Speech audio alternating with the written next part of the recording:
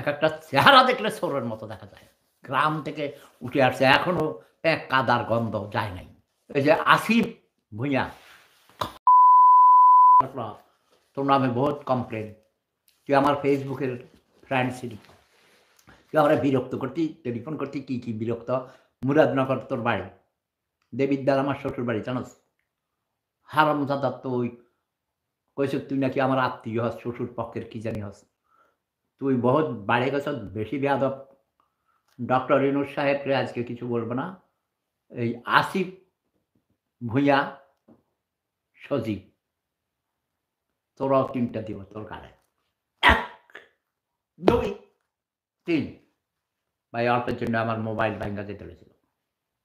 এই ২ টারে মারছি। এখন এই ২ টাটা কাবুয়া কাদেরে আর তোরে দিলাম। আর অন্যদের বিরুদ্ধে আছে কমপ্লেইন পরে। ওই কালো শকুনেরাও আমাদের মানচিত্র চিবিয়ে খাবে, ছিঁড়ে খাবে। জামাত হলো একটা মিথ্যাবাদীদের দল। এরা মানে ওই চাঁদের মধ্যে নাকি দেলোয়ার হোসেন সাঈদীকে দেখছে। তারপরে এখন বলে ওই যে এটার একটা মারি, তাই না?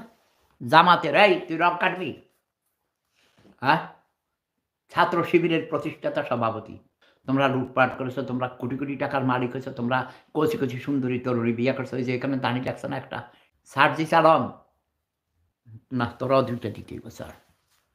তোরাও আমি জুতার বাড়ির চোটে দাঁত ফেলে দিব, ওকে?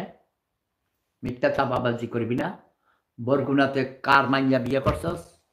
সব খবর আমি জানি। বরগুনা আমার পূর্বপুরুষের ওখানে আস্তানা আছে।